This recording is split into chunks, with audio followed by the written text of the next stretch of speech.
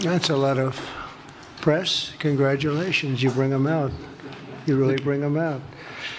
Today, I'm delighted to welcome Israeli Prime Minister Benjamin Netanyahu back to the White House. It's a wonderful feeling and a wonderful event. We had fantastic talks, and thank you very much with your staff. He's the first foreign head of state to visit during our administration, and Bibi, I want to say it's an honor to have you with us. Over the past 4 years, the U.S. and the Israeli alliance has been tested more than any time in history. But the bonds of friendship and affection between the American and Israeli people have endured for generations, and they are absolutely unbreakable. They are unbreakable. I'm confident that under our leadership, the cherished alliance between our two countries will soon be stronger than ever. We had a great relationship. We had great victories together 4 years ago. Not so many victories over the past 4 years, however.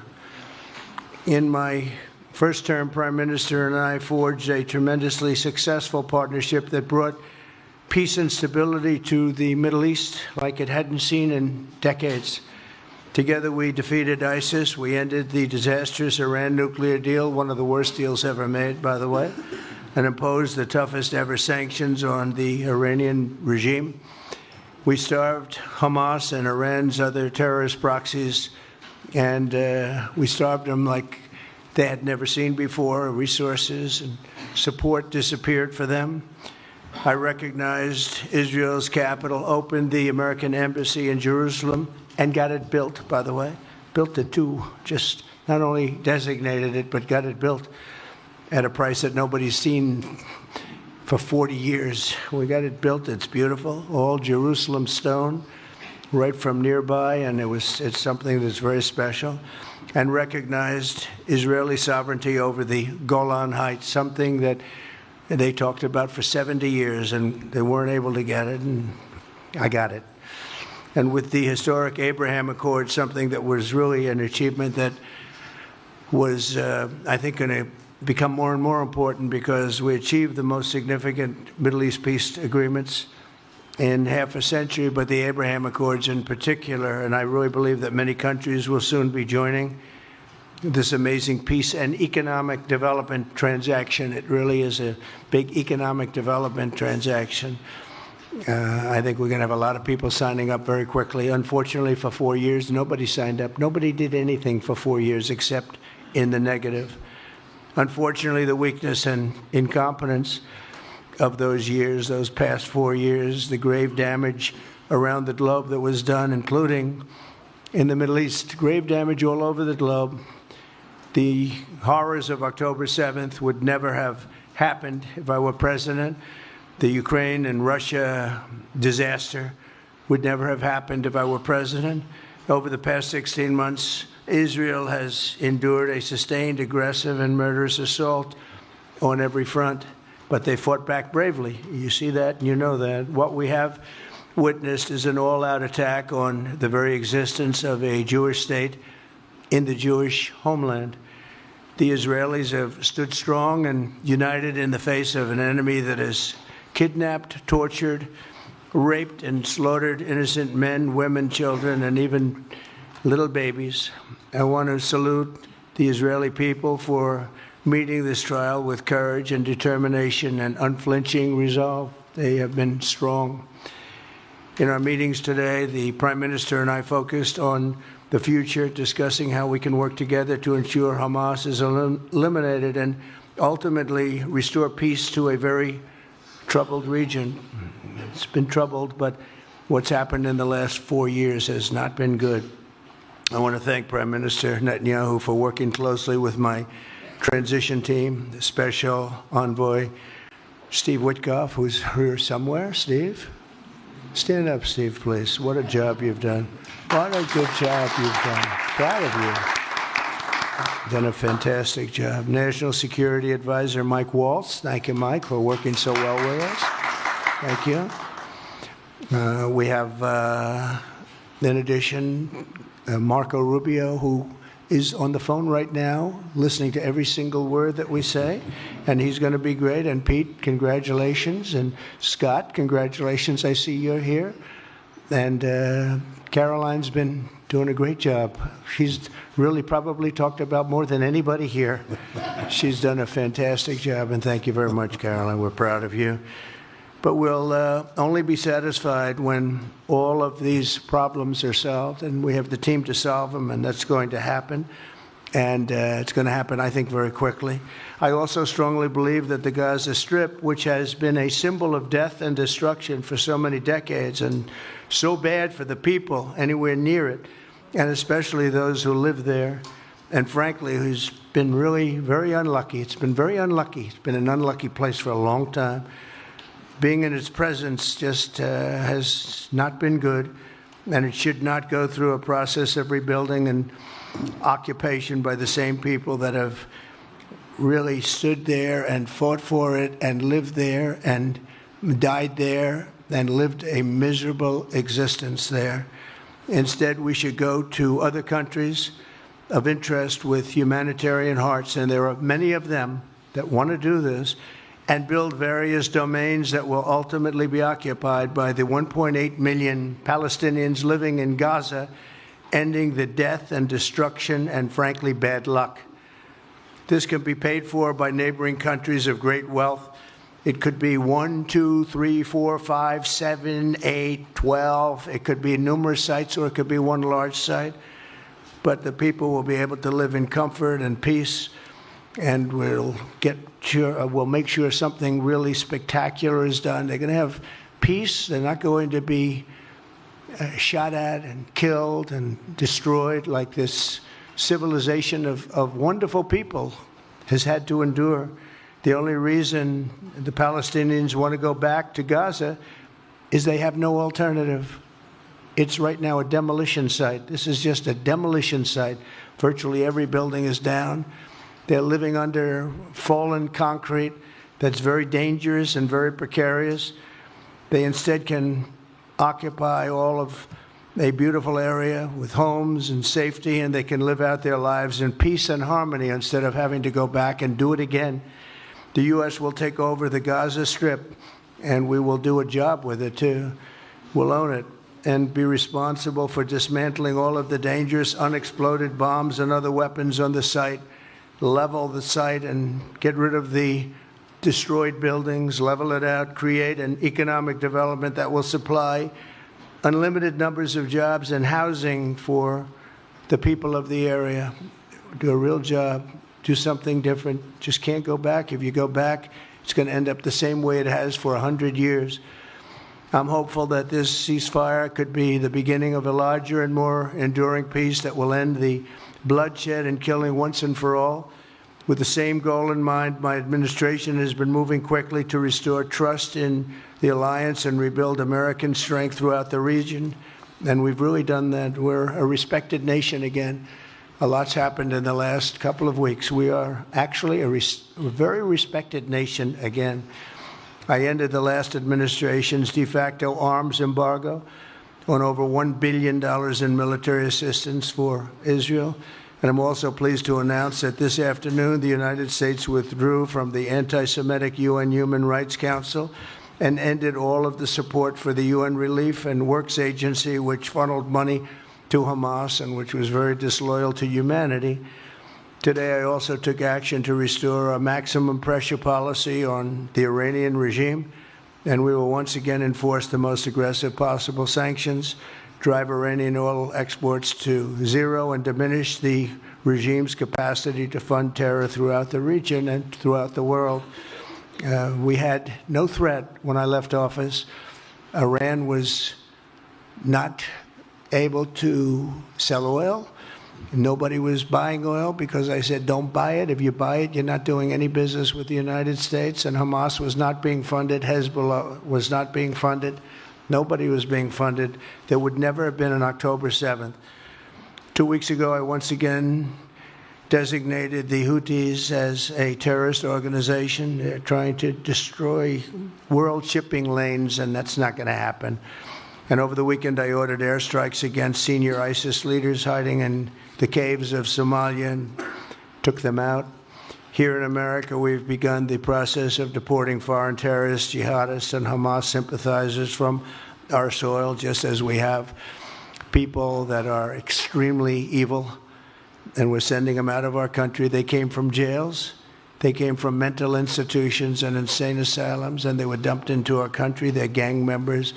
We're getting them out at numbers that nobody can actually believe. And every single country is taking those people back. They said they would never take them back, and they're all taking them back, and they're taking them back very gladly.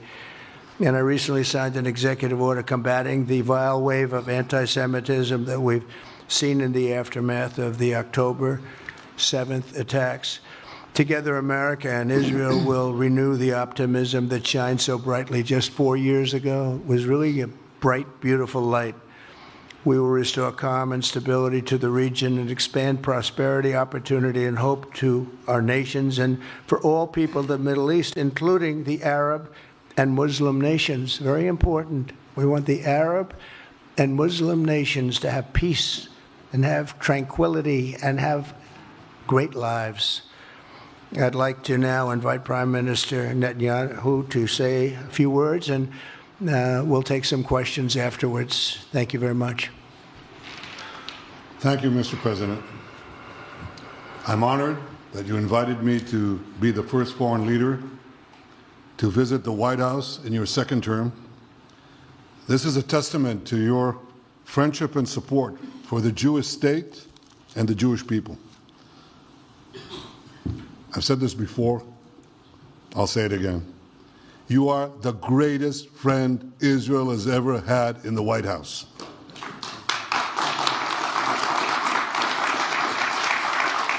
And that's why the people of Israel have such enormous respect for you. In your first term, you recognized Jerusalem as Israel's capital. You moved the American embassy there. You recognized Israel's sovereignty over the Golan Heights. You withdrew from the disastrous Iran nuclear deal. I remember we spoke about it.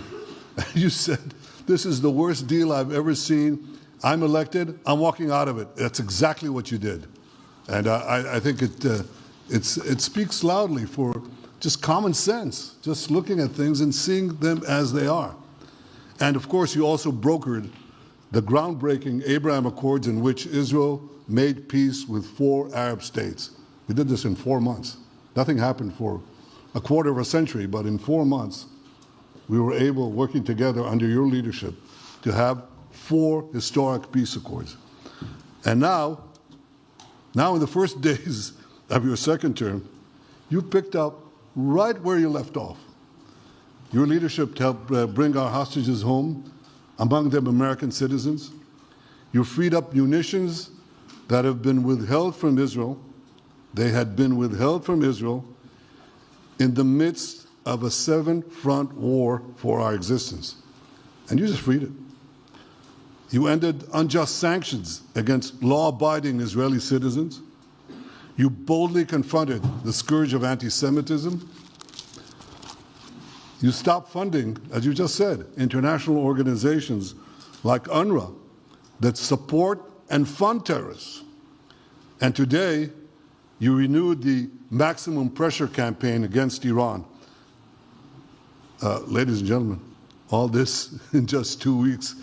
Can we imagine where we'll be in 4 years? I can.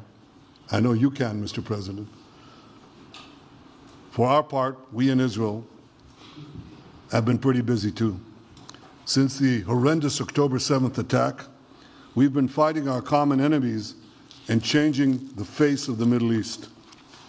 On that infamous day, Hamas monsters savagely murdered 1,200 innocent people, including more than 40 Americans.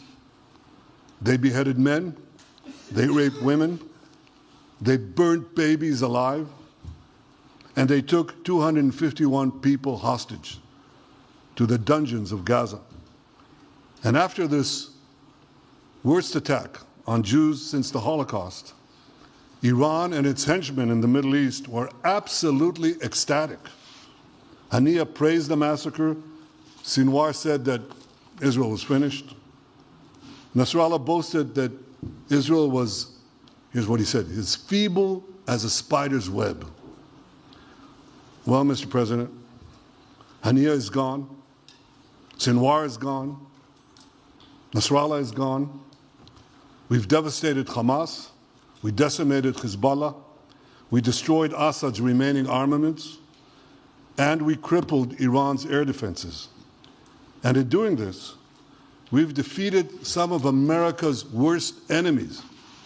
We took out terrorists who were wanted for decades for shedding rivers of American blood, including the blood of 241 Marines murdered in Beirut. We accomplished all this with the indomitable spirit of our people and the boundless courage of our soldiers. The Bible says that the people of Israel shall rise like lions, and boy did we rise. Today, the roar of the Lion of Judah is heard loudly throughout the Middle East. Israel has never been stronger, and the Iran terror axis has never been weaker.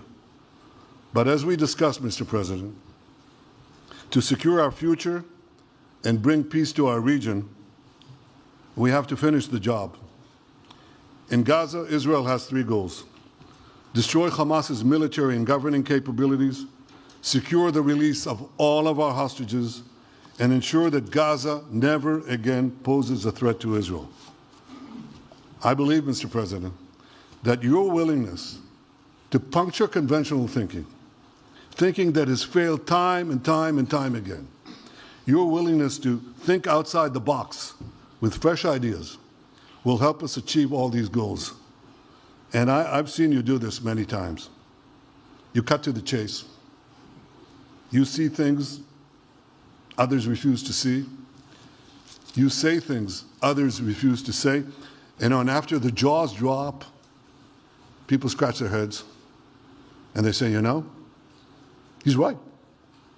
And this is the kind of thinking that enabled us to bring the Abraham Accords.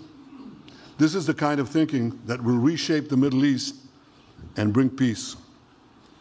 We also see eye to eye on Iran. That's the same Iran that tried to kill us both.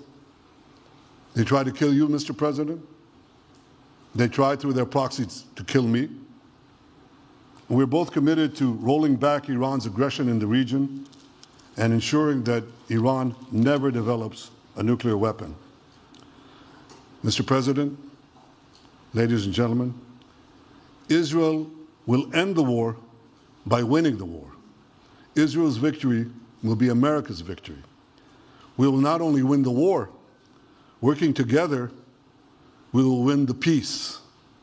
With your leadership, Mr. President, and our partnership, I believe that we will forge a brilliant future for our region and bring our great alliance to even greater heights. Thank you.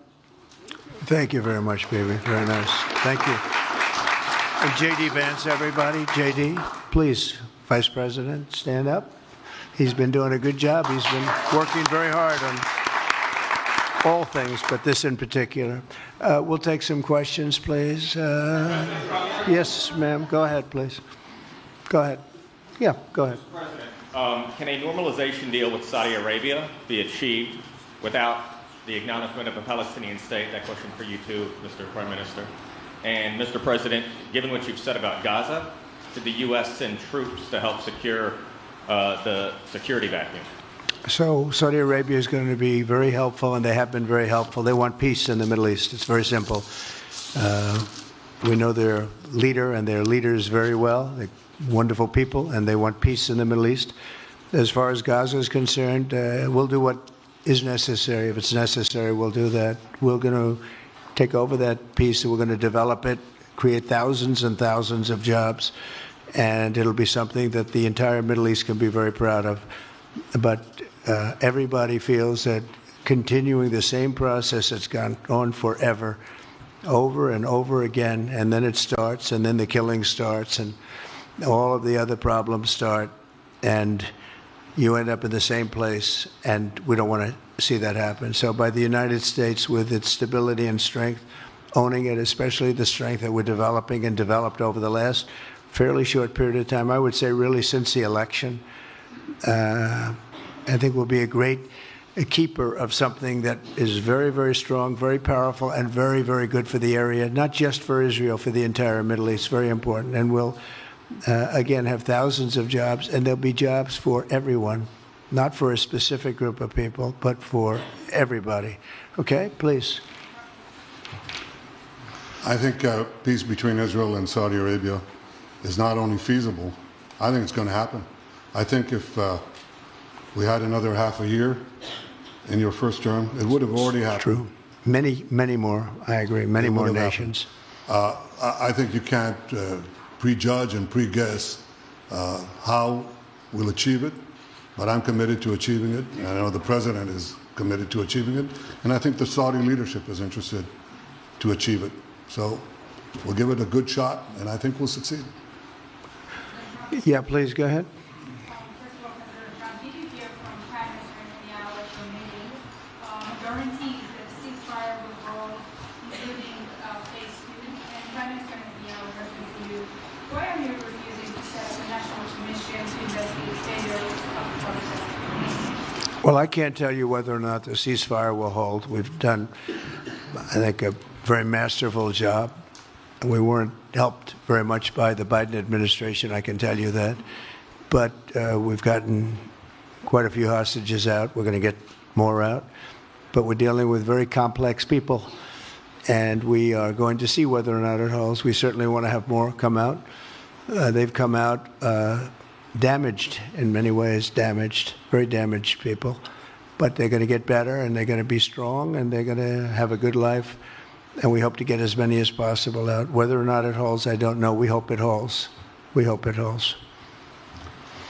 I think that at the appropriate time, which I think will enable us to really investigate what happens, what were the causes of the failures, by an independent commission that will be accepted by the majority of the people. We don't want it accepted by one half of the people and not the other. I think we should have it, and we should find out exactly what happened. I'm insisting on it. And believe me, it'll surprise a lot of people when it happens. Kelly, go ahead, please. President, you are outlining something that is really quite striking tonight. You are talking about... Okay. Thank you, Mr. President, Mr. Prime Minister. You are talking tonight about the United States taking over a sovereign territory. What authority would allow you to do that? Are you talking about a permanent occupation there, redevelopment? And Mr. Prime Minister, do you see this idea as a way to expand the boundaries of Israel and to have a longer peace, even though the Israeli people know how important that land is to you and your citizens, just as the space is inherited by the Palestinians as well? I do see a long-term ownership position, and I see it bringing great stability to that part of the Middle East and maybe the entire Middle East. And everybody I've spoken to, this was not a decision made lightly. Everybody I've spoken to loves the idea of the United States owning that piece of land, developing and creating thousands of jobs with something that will be magnificent in a really magnificent area that nobody would know. Nobody can look because all they see is death and destruction and rubble and demolished buildings falling all over. It's just a terrible sight. I've studied it. I've studied this very closely over a lot of months, and I've seen it from every different angle. And it's a very, very dangerous place to be, and it's only going to get worse. And I think this is an idea that's gotten tremendous, and I'm talking about from the highest level of leadership, gotten tremendous praise. And if the United States can help to bring stability and peace in the Middle East, we'll do that. Bibi? I mentioned again tonight our three goals. And the third goal is to make sure that Gaza never poses a threat to Israel again. President Trump is taking it to a much higher level. He sees a different future for that piece of land that has been the focus of so much terrorism, so many attacks against us, so many trials and so many tribulations. He has a different idea. And I think it's worth paying attention to this. We're talking about it. He's exploring it with his people, with his staff. I think it's something that could change history. And it's worthwhile really pursuing this avenue. Yeah, please, go ahead. Go ahead. Right. President, a question for you. Can you hear me? Yeah. So before rebuilding Gaza again, obviously we take all the hostages, and one of them is Sudan, an American soldier who is alive. How will you be sure that you will take out all the hostages and then rebuild? We're working very hard to get all the hostages. The word is all, and we are working very hard. So far, it's been moving along fairly rapidly, pretty much on schedule. I'd love to have them all out at one time, but we're taking them out, and tomorrow more are being released, and over the days more, and then we'll go into a phase 2. But we'd like to get all of the hostages, and if we don't, it will just make us somewhat more violent. I will tell you that, because they would have broken their word. Mr. Witkoff and his entire group have been working 24 hours around the clock, and they want them out, and promises have been made to them, and we'll see whether or not those promises will be kept. But we want all the hostages, that's right. How much time do you think it will take? Do you support, Mr. President, do you support Israeli sovereignty in Judea and Samaria, areas which many believe is the biblical homeland of the Jewish people? Well, we're discussing that with many of your representatives. You're represented very well, and people do like the idea, but we haven't taken a position on it yet. But we will be we'll be making an announcement probably on that very specific topic over the next 4 weeks. Go ahead, please. Please. Thank you so much, Mr. President. So you just said that you think all the Palestinians should be relocated to other countries. Does that mean that you do not support a two-state solution? It doesn't mean anything about a two-state or one state or any other state. It means that we want to have, we want to give people a chance at life. They have never had a chance at life because the Gaza Strip has been a hellhole for people living there. It's been horrible. Hamas has made it so bad, so dangerous, so unfair to people. And by doing what I'm recommending that we do, it's a very strong recommendation, but it is a strong recommendation. By doing that, we think we're going to bring perhaps great peace to long beyond this area. And I have to stress, this is not for Israel. This is for everybody in the Middle East, Arabs, Muslims. This is for everybody. This would be where they can partake in terms of jobs and living and all of the other benefits. And I think it's very important. It just doesn't work the other way. You know, you can't keep trying. They just has been going along for so many decades, you can't even count.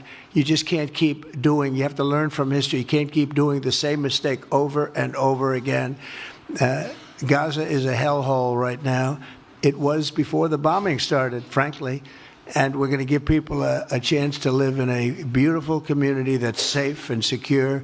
And I think you're going to see a tremendous outflowing of support. I can tell you, I spoke to other leaders of countries in the Middle East, and they love the idea. They say it would really bring stability, and what we need is stability. Yes, sir, please.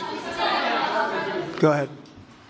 Thank you. Are you still committed to imposing sanctions on the ICC, despite the move being stalled in the Senate? And please, a question for the Prime Minister as well. The President has been very clear about his desire to achieve a deal with Saudi Arabia. How do you settle this if Israel is required to renew the war against Hamas in the future? Go ahead, Bibi. I think everybody understands that just as the President fought and defeated Al-Qaeda and ISIS, that we can't leave Hamas there because Hamas will continue the battle to destroy Israel. They'll do, you know, when in this temporary ceasefire, one of their leaders comes out, you know what he says? We're going to do October 7th again, except we'll do it bigger. So obviously, you can't talk about peace neither with Hamas or in the Middle East if this, toxic murderous organization is left standing. Any more that you could make peace in Europe after World War II if the Nazi regime was left standing and the Nazi army was left standing. You want a different future? You got to knock out the people who want to destroy you and destroy peace. That's what we're going to do. I think that will also usher in, actually, the peace with Saudi Arabia and with others. And I think there will be others too. Yes, ma'am. Go ahead. Afghan suffered women as a high expectation from you. Do you have any plan to change Afghanistan situation? Are you able to recognize Taliban? Because I'm an Afghan journalist, Afghan suffered women. Any comment about Afghanistan? What's your future plan for Afghan people, especially Afghanistan? I have a little hard time understanding you. Where are you from? Oh. Actually, it's a beautiful voice and a beautiful accent. The only problem is I can't understand a word you're saying. But I just say this, good luck, live in peace. Go ahead, please. That's okay, yeah, please. Prime Minister, you said earlier today that it was tough for you to implement these sanctions on Iran, but you did indicate that you were willing to negotiate with them. What would that look like, and are you in conversations with them? And the same for the Prime Minister, sir. I hated doing it. I want Iran to be peaceful and successful. I hated doing it. I did it once before, and we brought them down to a level where they were unable to give any money. They had to survive themselves, and they had no money. They were essentially broke, and they had no money for, as I said, Hezbollah. They had no money for Hamas. They had no money for any form of terror. The 28, if you call it, the 28 sites of terror, they had no money for any of it. They had to do their own and focus on their own well-being. And I hated to do it then, and I hate to do it just as much now. And I say this, and I say this to Iran, who's listening very intently. I would love to be able to make a great deal, a deal where you can get on with your lives and you'll do wonderfully. You'll do wonderfully. Incredible people, industrious, beautiful, just an unbelievable group of people in Iran. And I know them well, have many friends from Iran and many friends that are Americans from Iran, and they're very proud of Iran. But I hated to do it, just so you understand. And I hope we're going to be able to do something so that it doesn't end up in a very catastrophic situation. I don't want to see that happen. I really want to see peace, and I hope that we're able to do that. They cannot have a nuclear weapon. It's very simple. I'm not putting restrictions. They cannot have one thing. They cannot have a nuclear weapon. And if I think that they will have a nuclear weapon, despite what I just said, I think that's going to be very unfortunate for them. If, on the other hand, they can convince us that they won't, and I hope they can. It's very easy to do. It's actually very easy to do. I think they're going to have an unbelievable future. Yeah, please, sir, go ahead. Laid out your plan for Gaza. Yes. Can you lay out your plan for Ukraine and also for Ukraine? For Ukraine, yes. You consider yourself a strong leader. You blamed your predecessor for letting Russia to take over Ukraine. Will you demand from Putin to get out of Ukraine, from sovereign territory of Ukraine? So we're dealing right now in the subject. I don't want to spend a lot of time because we're here for another reason, but we are having very good talks, very constructive talks on Ukraine. And we are talking to the Russians. We're talking to the Ukrainian leadership. It would have never happened. That would have never happened. It should have never happened. I get reports every week, the number of soldiers, mostly soldiers now. The cities have been largely demolished. You talk about a very sad sight to see. We talk Gaza. Well, many of these cities look as bad as Gaza and worse, what's happened to them.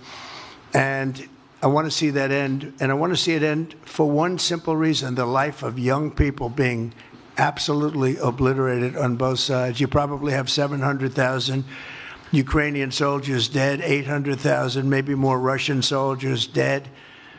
It's very flat land, and the only thing that's going to stop a bullet is a human body, in this case, usually soldiers. And the numbers are staggering. When you hear the real numbers in Ukraine, what the numbers are, and this doesn't include the cities that have been demolished and all of the people that were killed. So I want to see it stopped. We're having very good talks, and I think we're going to get it. I think something will be hopefully dramatically. It will rise above everything. You can't let this continue. You can't. This is an absolute slaughter that's taking place on the beautiful farmlands of Ukraine, and we have to stop it. We can't let this continue. It is a human tragedy, and we're going to try very hard to stop it. Yeah, please go ahead, sir. Go ahead. Mr. President, thank you very much. Okay, Mr. President, what's your view about Palestinian leader Abbas' role in all the regional changes you want to do?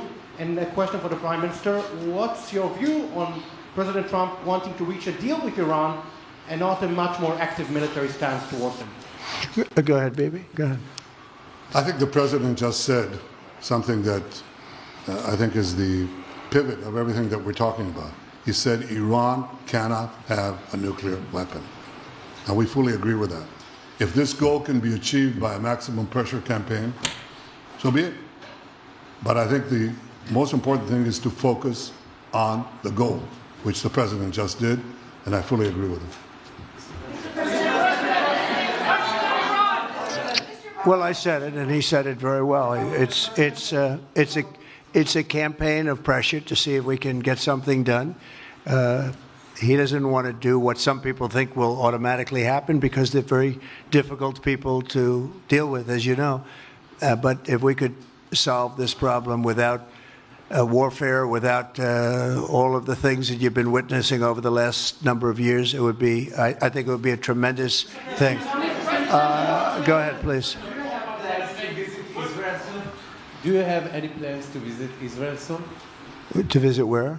Israel and Gaza. Oh, well, I love Israel. I will visit there, and I'll visit Gaza, and I'll visit Saudi Arabia, and I'll visit other places all over the Middle East. The Middle East is an incredible place, so vibrant, so it's just one of the really beautiful places and with great people. And I think a lot of bad leadership has taken place in the Middle East that's allowed this to happen. It's just terrible. And that includes on the American side, by the way. We should have never gone in there a long time ago, spent trillions of dollars and created so much death. So that includes Americans. But yeah, I'll be visiting a lot of different places in the Middle East. I've been invited everywhere, but I will be visiting some, yeah. Okay. Let's go. Caitlin, go ahead, Caitlin. Caitlin, go ahead. On what you were saying there. Say it. Go ahead, please. Just to follow up on what you were saying about the Gazans leaving Gaza, going to other countries. One, where exactly are you suggesting that they should go? And two, are you saying they should return after it's rebuilt? And if not, who do you envision living there? I envision people living there, the world's people. I think you'll make that into an international, unbelievable place. I think the potential in the Gaza Strip is unbelievable. And I think the entire world, representatives from all over the world will be there, and they'll live there. Palestinians also. Palestinians will live there. Many people will live there. But they've tried the other, and they've tried it for decades and decades and decades. It's not going to work. It didn't work. It will never work. And you have to learn from history. History has... you just can't let it keep repeating itself. We have an opportunity to do something that could be phenomenal. And I don't want to be cute. I don't want to be a wise guy, but the Riviera of the Middle East, this could be something that could be so bad. This could be so magnificent. But more importantly than that is the people that have been absolutely destroyed that live there now can live in peace in a much better situation because they're living in hell. And those people will now be able to live in peace. We'll make sure that it's done world class. It'll be wonderful for the people. Palestinians mostly we're talking about. And I have a feeling that despite them saying no, I have a feeling that the king in Jordan and that the general president, but that the general in Egypt will open their hearts and will give us the kind of land that we need to get this done. And people can live in harmony and in peace. Thank you all very much. Thank you.